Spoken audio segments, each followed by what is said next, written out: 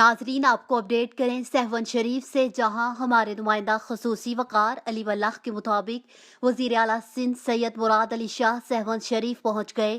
वज़ीर आला सिंध सैयद मुराद अली शाह शहबाज एयरपोर्ट पर पहुंचे, जहां पर उनका शानदार इस्तकबाल किया गया। मीडिया से बात करते हुए उनका कहना था कि खाद की प्रोडक्शन कम होना समझ से बालातर है। जैसे गंदम गुम हो गई थी, वैसे ही खाद को भी गुम कर दिया गया है। जबकि दूसरी जानिब बल्दियाती इंतखाबात के हवाले से हल्का बंदियों का काम शुरू किया गया है और हल्का बंदियों का काम मार्च तक मुकम्मल हो जाएगा। उन्होंने बताया कि इलेक्शन कमीशन ने तारीख जून में दी है। सिंध हुकूमत इलेक्शन की तैयारी कर रही है। सैयद मुराद अली शाह का कहना था कि महंगाई आवाम के लिए बड़ा चैलेंज है।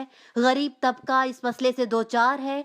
हर चीज़ महंगी हो रही है। वज़ीर आज़म को वज़ीर आज़म हाउस में इस तकलीफ का अंदाज़ा ही नहीं।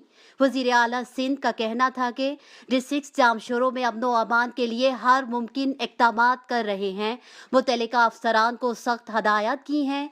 जबकि वज़ीर आला सिंध सैयद मुराद अली शाह ने अपने वालिद के नाम से मंसूब सैयद अब्दुल्ला शाह इंस्टीट्यूट में ICU का इफ्तिताह भी किया।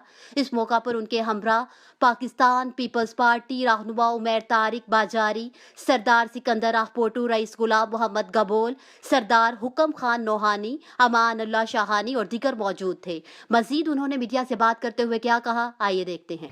ये सिर्फ एक रेस्टोरेशन नहीं है। हम चाहते हैं कि जो मुंजरों को कम अमित साहब से ही कहा था कि आप प्लीज गो एंड आप स्टार्ट कर लें। ऑपरेशन के साथ यहाँ आना इसलिए अहम है, वो नहीं है जो पोटेंशियल है जो सिंध के अंदर इस करते हुए एक अहम मौका है और एक अहम वक्त। शाह साहब की इंटरेस्ट कितना पहले था। ये जो तस्वीर देख रहे हैं ऊपर 1838 की एक्चुअल तस्वीर है। उस वक्त ये पोजीशन थी इसकी।